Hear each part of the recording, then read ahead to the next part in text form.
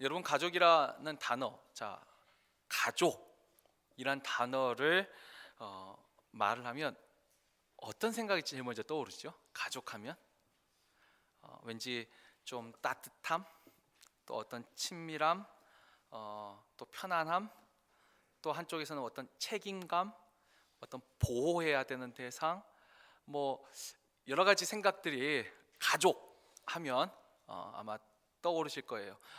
물론 뭐 개 중에는 가족하면 진절이 난다, 생각하기도 싫다, 짜증난다, 뭐 이런 경우도 있겠죠. 뭐 사람에 따라서는 그래도 그냥 우리가 일반적으로 가족하면 그래도 뭔가 좀 좋은 이미지들이 떠오르지 않습니까? 가족. 왜 우리가 이렇게 가족하면 좋은 이미지가 떠오를까요? 일단 사람이 누구든지 이 세상에 태어나면 제일 먼저 만나는 공동체가 바로 이 가족입니다. 태어날 때. 그래서 우리가 사회를 이루는 가장 작은 이 단위 사회가 이 가족이죠. 그 다음에 이제 다른 뭐 교회도 있는 것이고 어떤 회사 모임도 있고 학교도 있고 이제 점점 많아지는데 가장 기본적이고 가장 처음 만나는 이 사람들 바로 이 가족이죠. 이 가족 안에 그냥 단순하게 우리가 이 가족을 이루는 것이 일단 혈연이 있습니다. 그 핏줄이라고 하죠. 핏줄. 이 혈연으로도 가족이 되고 또 생판 남이지만 혼인, 결혼을 통해서 또 가족이 되기도 하고 또 입양을 통해서도 가족이 되고 또 하나 친분을 통해서도 또 가족이 됩니다. 그래서 우리가 뭐 의형제, 의자매처럼 뭐 가족보다 더 친한 친구, 뭐 그리고 우리가 실제 삼촌이 아닌데도 그냥 삼촌, 이모 하면서 막 이렇게 정말 가족같이 지내는 사람들이 있지 않습니까? 근데 이와 같은 이런 가족이 단순히 이렇게 안다고 해서 가족이 되는 게 아니고 이 안에 기능이 있어요. 가족만이 가지고 있는 기능. 적어도 우리가 가족하면 뭐죠? 세상 다 나한테 등을 돌려도 가족은 내 편이라는 그런 마음이 좀 있지 않습니까? 가족은 나를 지지해 준다. 거기에 사랑이 있고 애정이 있고 또 돌봄이 있고 친밀감이 있고 신뢰가 있고 또 그래도 가족은 믿잖아요. 물론 요즘 뭐 그 부모도 속이는 자식들도 있고 형제들 속이는 것도 많이 있지만 그래도 일반적으로는 그냥 보통 하면 그래도 신뢰하잖아요. 가족이 하는 말이면 또 믿고 그리고 거기에선 교육과 또 양육이 있고 뭔가 잘못된 길로 가려고 하면 그래도 가족이 또 말리고 이런 것들이 가족 안에 이루어지는 기능들이죠. 그런데 오늘날 우리가 살아가는 이 시대에 근데 이 기능들이 요즘 많이 점점 사라져가고 있습니다. 그러면서 동시에 어떤 일이 생각나냐면 이 가족 해체가 시작됩니다. 그래서 요즘 현대 사회의 위기 중에 가족 해체 위기라는 말을 정말 많이 합니다. 우리가 뭐 가장 쉽게 생각하는 뭐 부부간의 이혼을 통해서도 가족이 이제 해체되기도 하지만 때로는 뭐 이혼은 안 했어도 우리가 쇼윈도 부부라는 것처럼 그냥 가족이라는 형태는 유지하고 있는데 그냥 잠만 자고 가는 어떤 하숙집 같은 아빠는 일하느라 바쁘고 애들은 공부하느라 바쁘고 그냥 서로 각자의 삶에 바쁘면서 그냥 가족의 형태는 있지만 어떤 기능은 좀 상실된 또 오늘날은 이 경제적인 압박이 또 심해지면서 가정 안에서 경제적인 필요를 공급하지 못할 때 노숙자가 되기도 하고 가정 해체가 되기도 하죠. 그리고 이 사회가 점점 지나친 뭐 경쟁 사회가 되다 보니까 뭐 이제 한국 같은 경우는 이제 기러기 아빠처럼 더 나은 미래를 위해서 가족인데도 이게 떨어져 지내는 거죠. 이게 점점 이렇게 해체되는 그런 위기 속에서 오늘날 우리가 살아가고 있습니다. 그래서 이렇게 현대 사회를 살다 보니까 이제 두 가지 반응이 있어요. 한쪽은 더 가족을 중시하는 한 흐름이 있고 또 어느 한쪽은 이제 가족은 그렇게 큰 의미가 없어 하면서 약간 가족을 등한시하는 큰 흐름이 있습니다. 그래서 미국에는 아직 들어온 것 같지 않은데 한국에서는 요즘 그 혼밥 문화라는 것이 있습니다. 혼밥. 여러분 혼밥이라는 말 들어보셨나요? 혼밥이 뭐냐면 혼자 밥 먹는 거예요. 혼밥. 이미 일본은 혼밥 문화가 거의 이제 보편화되고 요즘 한국도 이 혼밥 문화가 굉장한 틈새 시장이 돼가지고 굉장히 많이 늘어났습니다. 그러니까 혼자 밥 먹고 혼자 영화 보러 가고 혼자 하는 생활이 익숙해진 거예요. 그래서 예전에 식당 하면 그래도 마주보고 다 하는데 요즘 혼밥 문화 그 식당을 보면 칸막이가 다 있고 그러니까 불편하게 서로 모은 사람 얼굴 안 보고 앞에는 모니터가 달려 있는 이렇게 딱 막혀 있어요. 거기서 혼자 밥 먹고 이제 가는 거죠. 그게 이제 점점 익숙해져 가고 있다는 거예요. 극장도 이제 옆에 안 하고 사이를 띄워놓는 이제 한 줄짜리 좌석이 이제 생겨난 거예요. 점점 혼자가 익숙해지는 혼밥 문화뿐만 아니라 이것이 이제 또 가정 안에 들어와서 이제 더 이상 자녀를 잘 안 낳으려고 합니다. 너무 힘들다는 거죠. 애 키우기가 너무 힘들고 돌보는 게 힘들고, 그리고 이제 자녀를 안 낳는 시대에서 요즘 어떻게 결혼도 이제 잘 안 하려고 합니다. 뭐 이렇게 피곤하게 서로 피곤하게 사냐고. 잠깐 연애하고 또 싫으면 또 헤어지고. 점점 이 시대는 이 가정에 대해서 이렇게 등한시하든지 아니면 또 반대로 아니야 그래도 이런 사회일수록 우리가 가족끼리 더 뭉쳐야 돼. 이 양쪽으로 좀 많이 치우치는 것 같아요. 근데 점점 등한시한 쪽이 점점 더 많아지는 것 같다는 생각은 합니다. 자, 이런 시대에 과연 우리는 성경을 통해서 하나님은 우리에게 이 가족에 대해서 어떤 말씀을 하고 있는지 오늘과 이제 다음 주 2주 동안 성경이 말하는 가족에 대해서 우리가 생각해 볼 텐데, 아까 그랬죠. 가족은 혼인, 그러니까 혈연과 혼인과 입양과 친분, 이것이 세상에서 말하는 가족이 되는 방법이에요. 근데 성경은 여기에 또 하나의 방법을 말하고 있고 또 하나의 가족에 대해서 말을 하고 있는데, 오늘 우리가 그 첫 시간으로 오늘 설교 제목처럼 예수의 가족에 대해서 우리가 한번 말씀을 묵상하고 은혜를 나누고자 합니다.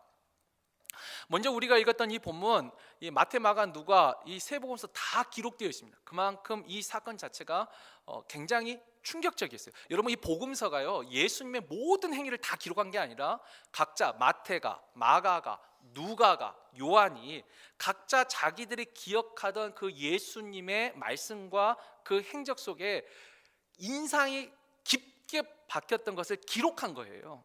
서로 의논하고 야 이거 너 저거 나도 이거 저기 이게 아니고 각자 다른 시간에 각자 혼자서 적었는데 나중에 봤더니 똑같은 일을 기록한 것도 있고 어떨 때는 그 사람만 기억한 사건을 기록한 것도 있고.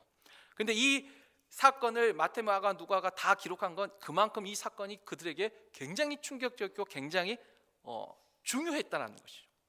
자, 그 내용을 보면 이렇습니다. 일단 이 사건은 예수님이 공생애를 시작하신 지 한 1년 정도 지났을 때, 이제 공생애 중반기로 막 들어갈 때쯤입니다. 그러니까 처음 예수님이 공생애를 시작할 때는 사람들이 예수를 잘 몰랐어요. 잘 모르을 때는 별로 사람들이 안 따라다녔는데 이제 이 예수님이 막 병자들을 고치고 중풍병자를 낫게 하고 소경을 눈뜨게 하고 안진뱅이를 일으키고 각종 병자를 다 고치니까, 여러분 보세요. 요즘도 진짜 잘 고치는 의사 소문이 나면 사람들 엄청 모일걸요. 근데 그 옛날에 병원도 없던 그 시절에 병자 그 이유 하나만으로도 엄청나게 많은 사람들이 모였을 거예요. 예수 그리스도는요 진짜 지저스 크라이스트 슈퍼스타예요. 이 시대에 이제 한 1년 또 되니까 그 병자 고치는 소문, 또 예수님이 하시는 그 말씀이 힘이 있었어요. 다른 서기관들과 바리새인들이 가르치는 것과 또 달랐어요. 그것 때문에 또 오고. 그래서 오늘 우리가 읽었던 이 마가복음 3장 그 본문 그 위에 20절에 보면 이렇게 기록을 하고 있죠. 집에 들어가시니 무리가 다시 모임으로 식사할 겨를도 없는지라. 주님이 밥 먹을 시간도 없으셨어요. 얼마나 많은 사람들이 모여드는지. 저도 좀 일해봤으면 좋겠는데. 그래도 밥 먹을 시간 있어야 되는데. 근데 아무튼 이렇게 많은 사람들이 모여들었어요. 자, 그런데 그렇게 모여들 때 그 밑에 21절에 보면 이 예수의 친족들, 그러니까 친척들의 반응이 있는데, 예수의 친척들이 그것을 듣고 그를 붙들러 나오니 이는 그가 미쳤다 하밀니라. 그러니까 공생의 지금 그 초반을 지나고 이제 중반기에 접어갈 때 예수의 친척들은 예수를 보고 미쳤다고 생각했어요. 그 예수가 하는 그 놀라운 일과 그 말을 들으면서도 자기들이 알던 예수가 있거든요. 자기가 알고 있던 그 예수, 그걸 생각하니까 예수가 미친 거죠. 그래서 얘를 말려야겠다. 너 사기치지 말라, 거짓말하지 마라. 그래서 붙들러 나왔어요. 자, 그런데 이제 그 밑에 오늘 이제 31절을 볼까요? 31절 보면 그때에 예수의 어머니와 동생들이 와서 밖에 서서 사람을 보내어 예수를 부르니. 아까 친척들이 붙들러 오는 거하고 그렇게 멀리 떨어진 시간이 아닙니다. 바로 그때입니다. 예수님의 어머니와 동생들이 또 예수를 만나러 왔습니다. 근데 왜 만나러 왔을까요? 그 이유는 이제 성경에 기록되어 있지 않는데 제가 추측하건대 친척들처럼 예수를 붙잡으려고 온 것 같지는 않고, 붙잡으려면 직접 찾아가서 잡았겠죠. 근데 그 사람들 저 뒤에서 아마 예수님의 그 제자들 중에 한 사람을 붙잡고 그 예수님 보고 잠깐 나오라고, 우리가 할 말 있다고 이렇게 부르지 않았을까 싶어요. 아마도 친척들이 너를 붙잡으려고 한다, 아마 그것을 알려주려고 했는지, 아무튼 무슨 말을 하려고 했는지는 정확하게 모르지만 일단 찾아왔습니다. 찾아와서 사람을 보내서 잠깐만 나오라고 그랬어요. 자, 그런데 예수님이 그 말을 듣고 33절에 이렇게 말씀하시죠. 대답하시되 33절에 누가 내 어머니이며 누가 내 동생들이냐 하시고, 누가 내 어머니며 누가 내 동생들이냐. 여러분, 사실 이 말씀이요, 여러분 어떻게 들리세요? 처음, 특별히 우리 한국 같은, 또 이제 중국도 마찬가지고 이 유교 문화권에서 처음 성경을 읽던 사람들은 이 말 때문에 시험 든 사람이 있었습니다. 그러니까 이 말에 오해가 두 가지가 존재합니다. 이 첫 번째 오해는 뭐냐면 예수님이 가족을 무시한다는 거예요. 아니, 자기 어머니와 동생이 찾아와서 자기 만나자는데 누가 내 어머니고 누가 내 동생이냐? 이렇게 무례한 사람, 그런 사람을 우리가 어떻게 믿을 수 있느냐? 물론 이와 같은 오해는 이제 기독교를 싫어하던 사람들이 하는 오해입니다. 예수는 가족을 무시한 사람이라. 그런데 또 다른 오해가 하나 있었어요. 그건 이제 기독교에 대해서 아주 호의적인 사람들도 오해가 있었어요. 이게 뭐냐면 특별히 이제 그 사역자에 대해서, 지금 예수님이 무리에게 말씀을 가르치고 계셨잖아요. 사역을 하고 있었잖아요. 그때 어머니와 동생이 찾아왔는데 누가 내 어머니고 누가 내 동생이냐? 이건 뭐죠? 주님은 사역을 우선시했다는 거예요. 그래서 사역을 우선시하고, 그래서 가족을 신경 쓰지 않았다. 사역하기 때문에 가족을 신경 쓰지 않았다. 또 여기에 대해서는 주님이 또 하신 말씀이 있죠. 누구든지 나와 및 복음을 위하여 내 집과 전토뿐만 아니라 내 어머니와 형제와 자매를 버리는 자는 내세에 있어 금세에 있어 100배의 축복을 받고 내세에 영생을 얻지 못할 자가 없느니라. 누구든지 먼저 그의 나라와 그의 의를 구하라. 자, 이런 말씀하고 이거 연관져서 이건 이제 특별히 제가 이 목회 길을 걸어가려고 할 때, 제가 이제 어렸을 때죠, 신학생일 때 제 앞에 있던 그 선배 목사님들이 이 말씀과 함께 이런 말씀을 참 많이 했어요.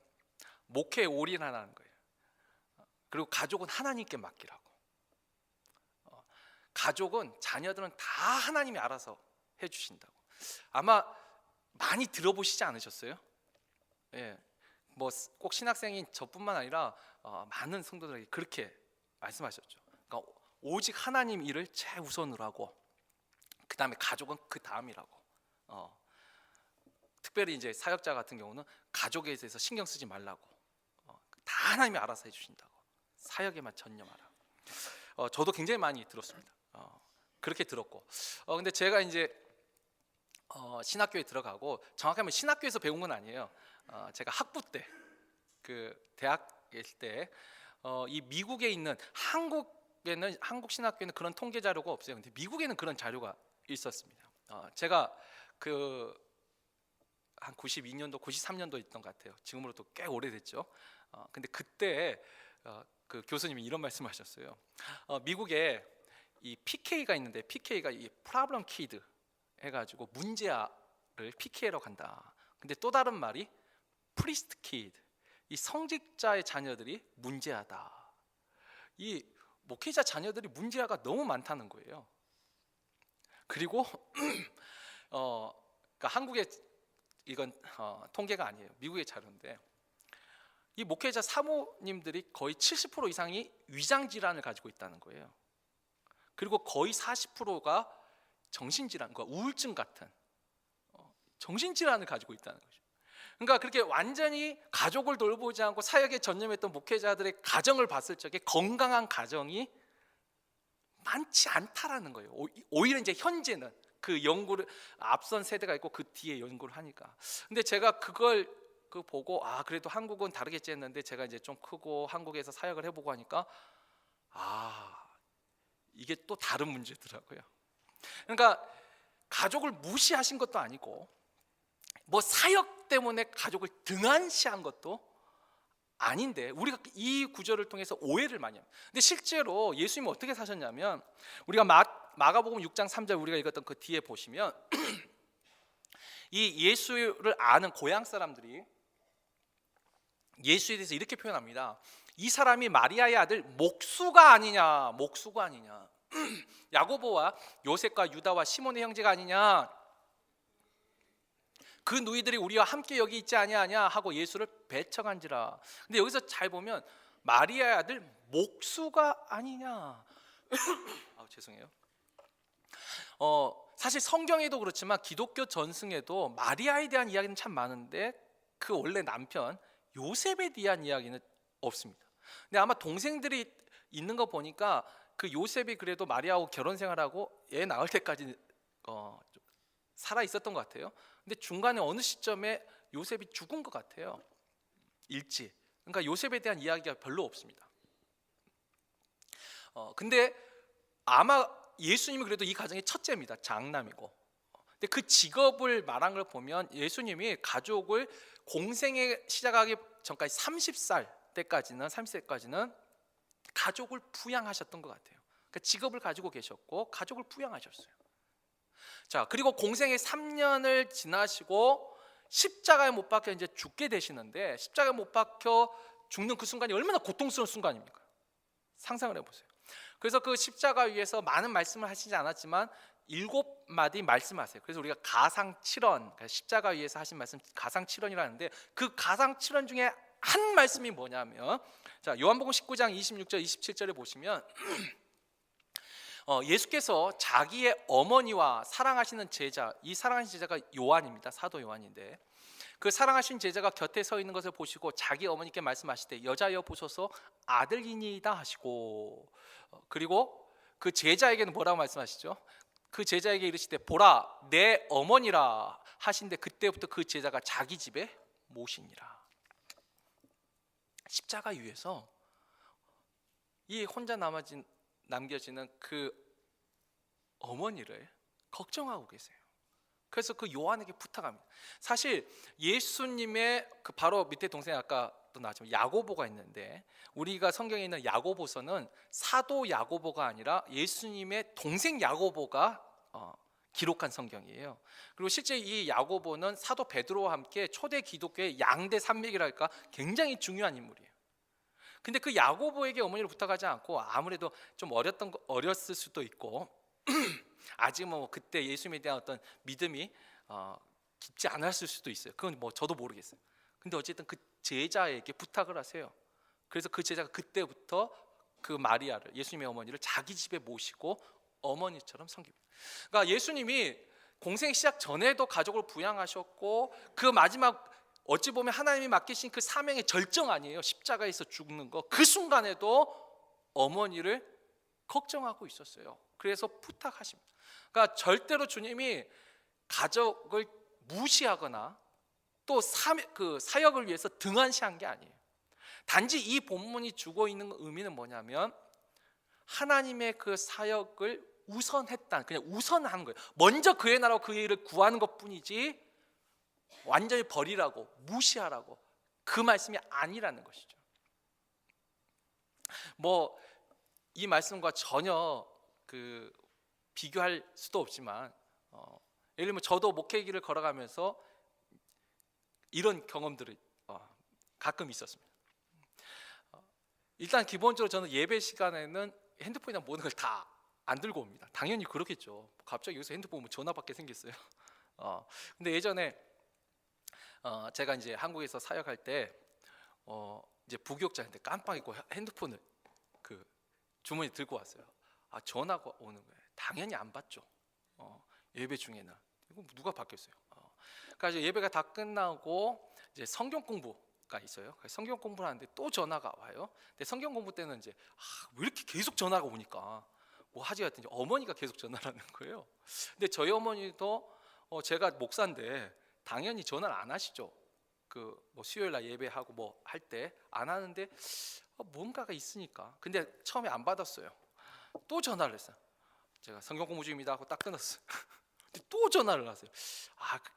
이게 뭔 일이 있는가 보다 해가지고 이제 그때 받았어요. 받았더니 대뜸한 박 목사 수빈이 죽는다 이러는 거예요. 아이고 어머니가 얼마나 다급했는지. 그러니까 그때 저희 아내도 잠깐 외출하고 어머니가 애를 보고 있었는데 애가 목욕탕에서 넘어졌는데 넘어져서 머리를 쩍었는데 피가 그냥 막 찰찰하니까 어머니가 놀래가지고 계속 전화를 한 거예요. 근데 당연히 예배 중에는 안 가죠. 아예 받지도 않고. 근데 이제 성경 공부니까 상황이 그러니까 저도 이제 아내한테 전화했는데 아내도 전화를 안 받고. 그래서 혹시 저희 아내한테 전화했을 때 안 받거든 시험 드지 마세요. 가족 전화도 잘 안 받아요. 하여튼간 뭐 끈기 있게 받을 때까지 계속하며 받긴 하는데 잘 안 받더라고요. 제가 한번 30통 넘게 한번 한 적이 있는데 안 받더라고요. 그다음 또 포기했어요. 근데 아무튼 마음이 그래서 어머니가 그러니까 어떻게 해서 양해를 구하고 이제 뛰어갔더니 진짜로 목욕탕에 피는 나오고 애는 하고 뭐 911이 이제 한국 119인데 그거 부른 것보다 내가 안고 뛰는 게 더 빠르겠더라고요. 병원에 그래서 가서 하고 이제 꼬매고 이제 그랬는데 예배 도중에는 당연히 사역이 우선이죠. 그러나 그렇다고 가족을 그 와중에서 어머니가 알아서 해야지 그렇게 할 수는 없는 거죠. 좀 다른 내용이지만 결코 주님 가족을 등한시하거나 무시하라고 하지 않았습니다. 그러나 그 사역을 우선하는 거죠. 구약의 제사장들은 심지어 그 자기가 차례가 돼서 하나님께 예배드릴 때 부모가 죽어도 그 시체를 만지지 말고 울지도 못하게 했어요. 그러니까 하나님이 그것을 원하신 것, 우선순위를 원하신 것뿐이지 부모를 공경하라고 분명히 가르치셨어요.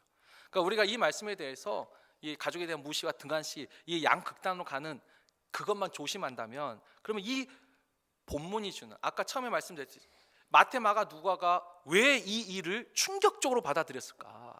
충격적으로 받아들이고 그것을 왜 기억했을까? 그건 바로 그 다음에 하신 말씀 때문이에요. 누가 내 어머니와 내 동생들이냐 하시고 그 다음에 34절에 둘러 앉은 자들을 보시며 이르시되 내 어머니와 내 동생들을 보라.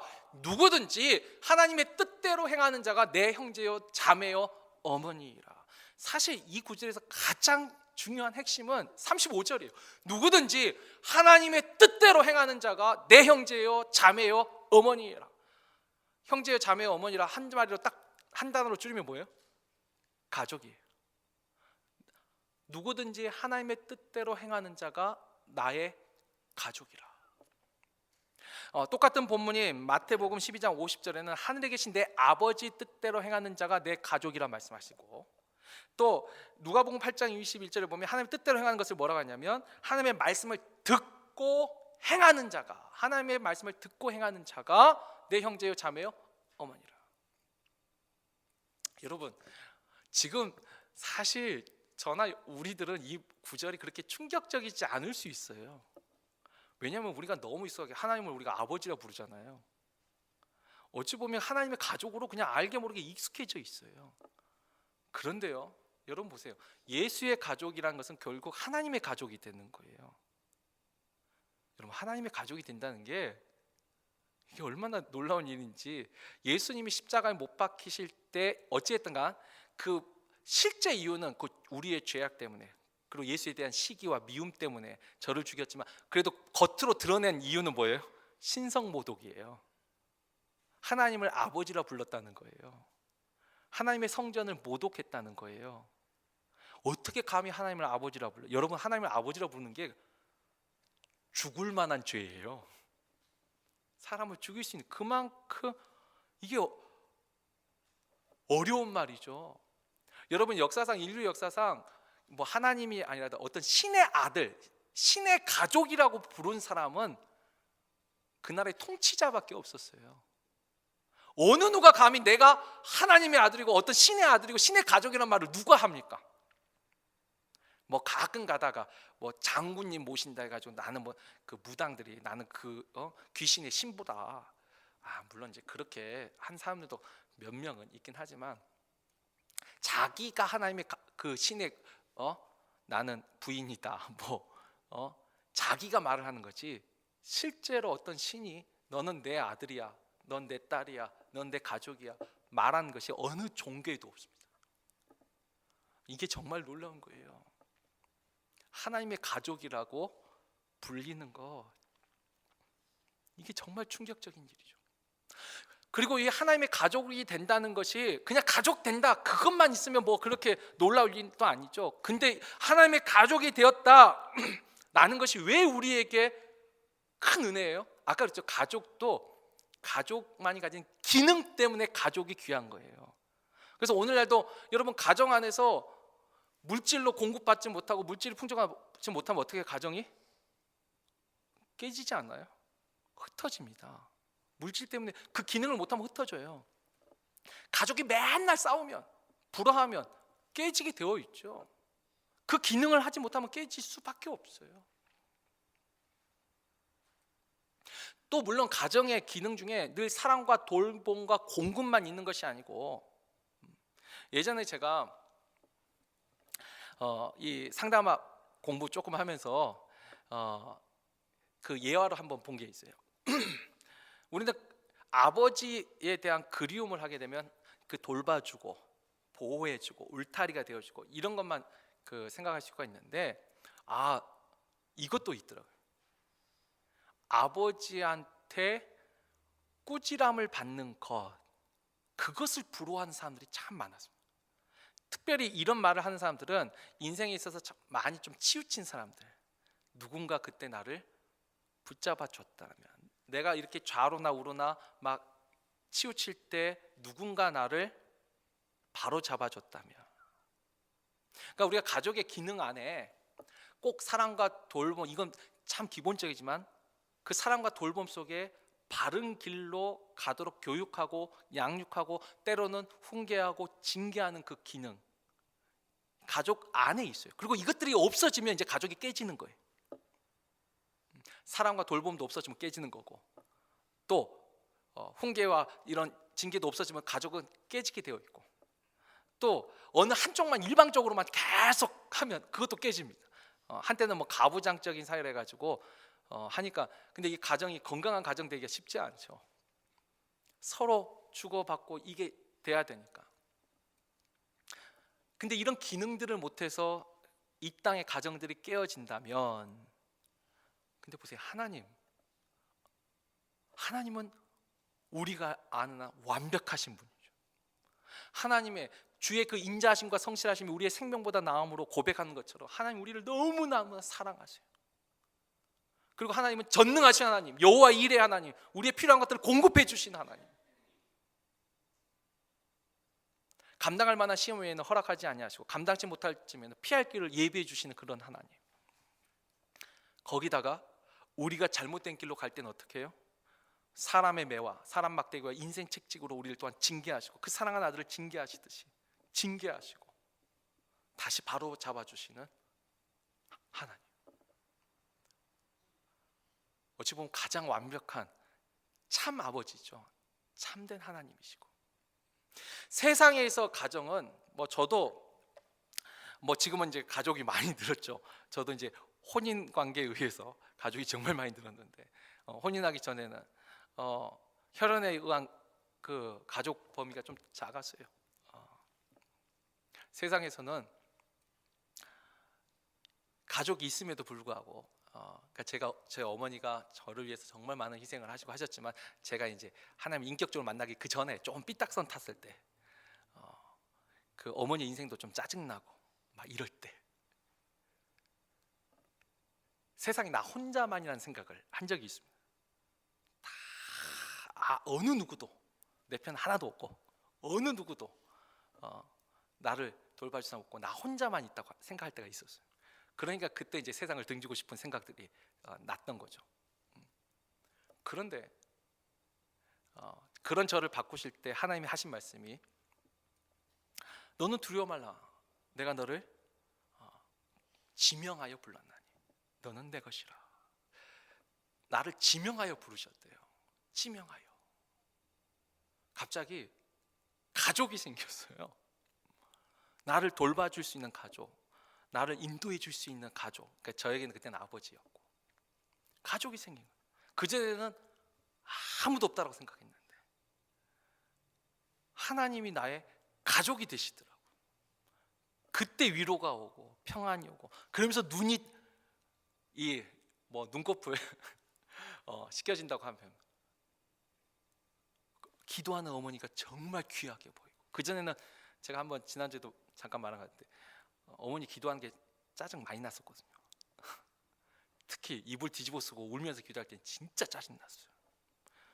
청승도 이런 청승이었고, 정 울고 싶으면 나 안 보내는데 교회 가서 울던지 꼭 집에서 이불 뒤집어 쓰고 꼭 나 들으라고 하는 것 같고.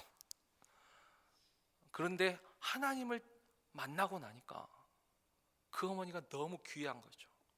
나를 위해 기도해 주시는 그분이 너무 귀한 거예요. 세상 누가 나를 위해서 기도하겠어요?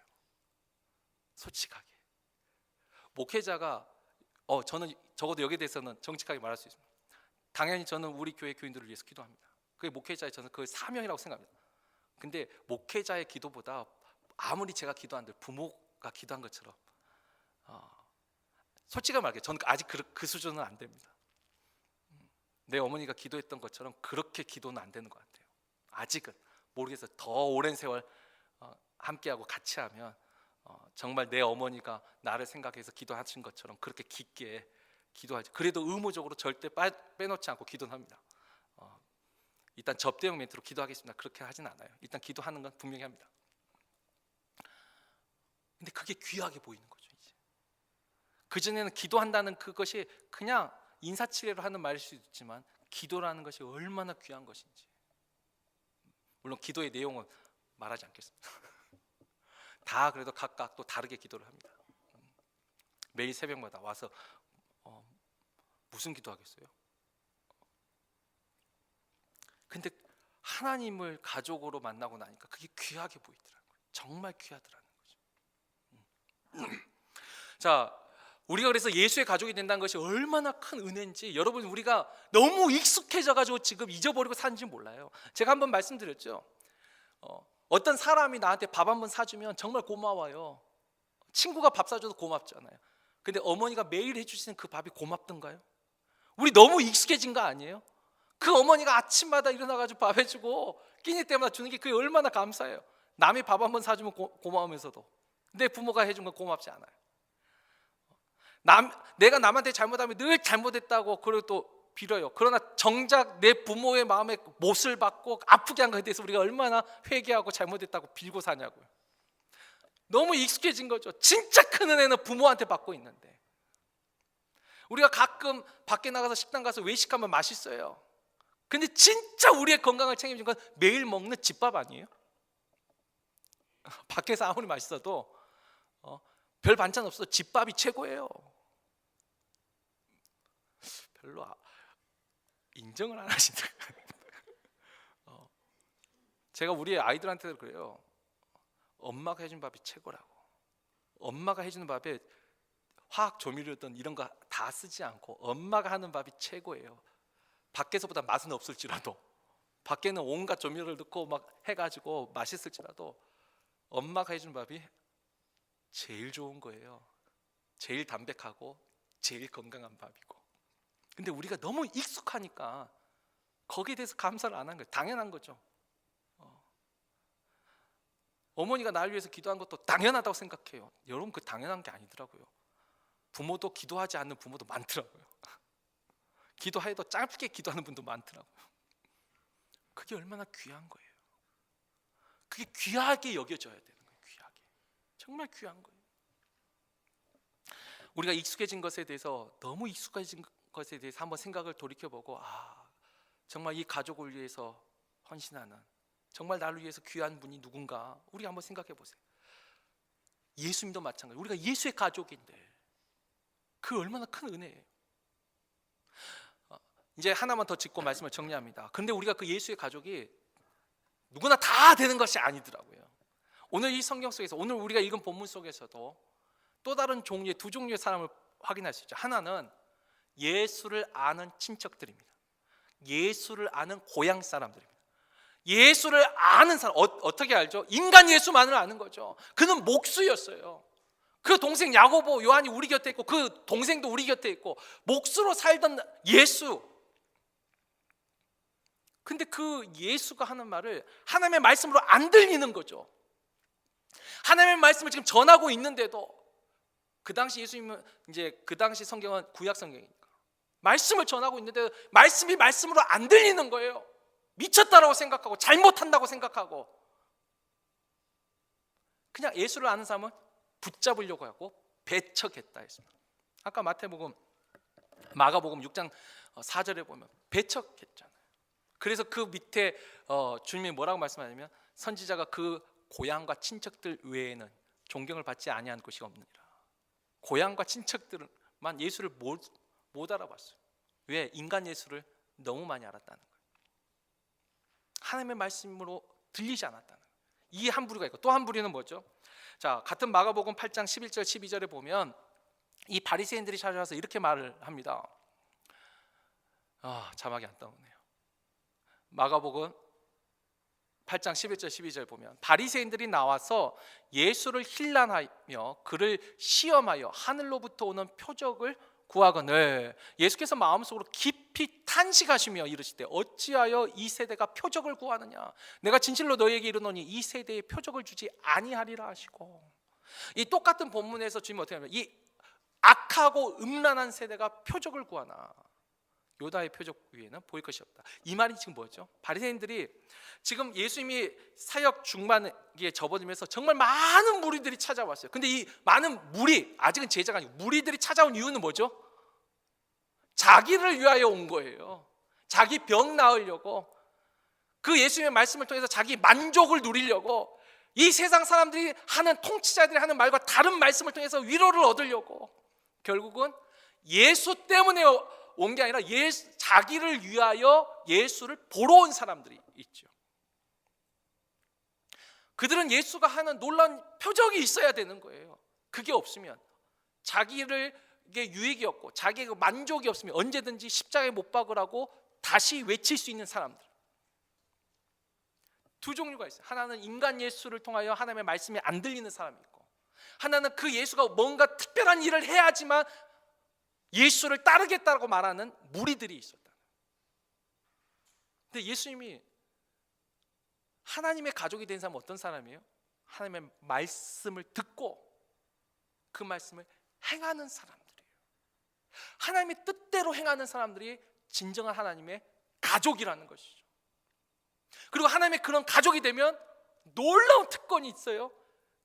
가족만이 누리는 아까 그 기능들, 친밀함과 애정과 신뢰와 공급함과 바로잡고 교육과 양육의 그 모든 기능들이 하나님 우리에게 주시는 거죠. 여호와 일의 하나님이 준비해 주실 거예요. 여호와 니시의 하나님이 승리케 하실 거예요. 여호와 샬롬의 하나님이 우리를 평강하게 인도하실 거예요. 여호와 삼마 하나님이 늘 우리와 동행하시며 거기까지 함께 계실 거예요. 엘샤다이 전능하신 하나님이 우리에게 하나님의 능력을 보여주실 거예요. 그 놀라운 은혜를 우리가 이 땅에 있을 동안 누릴 거예요. 그리고 이 세상의 가족은 절대 주지 못하는 또 기능 하나가 있죠. 뭐겠죠? 구원이죠. 우리가 이 세상을 떠날 때 하나님은 우리를 하나님의 가족 삼으셨기 때문에, 하나님의 자녀 삼으셨기 때문에, 하나님의 백성 삼으셨기 때문에 하나님의 그 영원한 나라에 우리를 들여보내 주신다는 거예요. 여러분, 우리가 하나님의 가족이 되지 못하면 그 나라에 들어갈 수가 없습니다. 그 나라에 들어갈 수가 없어요. 그리고 또 주님이 우리의 가족에 대한 말씀뿐만 아니라, 우리가 한 구절 제가 빼먹었는데 요한복음 15장 14절 15절 볼까요? 이 가족에 대한 말씀뿐만 아니라, 자, 너희는 내가 명하는 대로 행하면 곧 나의 친구라. 이제부터 너희를 종이라 하지 아니하리니 종은 주인이 하는 것을 알지 못함이라. 너희를 친구라 하였노니 내가 내 아버지께 들은 것을 다 너희에게 알게 하리었습니다. 여러분, 친구도 마찬가지예요. 얼마나 친근하게 표현하세요. 어느 누가 하나님의 친구가 될 수 있습니까? 우리가 지금은 헌금송으로, 지금은 안 부르지만 전에 불렀던 하나님의 신실한 친구 되기를 원합니다. 여러분 그 가사가요, 진짜 처음 만약에 들었다면 이게 엄청난 충격적인 가사예요. 우리가 어떻게 하나님의 친구가 됩니까? 어떻게 피조물이 창조주의 친구가 됩니까? 근데 주님이 너희는 나의 친구라, 너희가 나의 가족이라.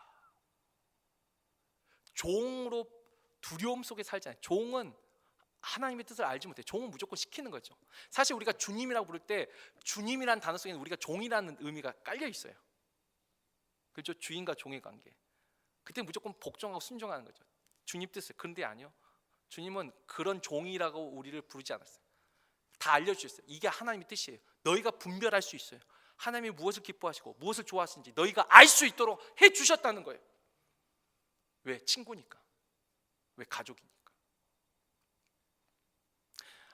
주님의 말씀하신 그 말씀, 우리가 말씀을 말씀대로 듣고 그 말씀 안에서 행할 때 주님의 가족이 되고 하나님의 가족이 되고, 그러면 하나님은 이 땅에서 그 가족에게 허락하신 그 모든 보호와 안전, 이것을 우리에게 선물로 주실 것이고, 또 마지막 날에는 우리를 하나님의 가족으로 그 영원한 하나님 나라에 안아주실 것이고 예비하신 곳으로 우리를 인도하실 줄 믿습니다. 우리 모두가 정말 주의 말씀을 듣고 행함으로 주의 가족이 되는 그 놀라운 은혜 속에 우리의 남은 삶을 살아갈 수 있기를 주의 이름으로 축원합니다.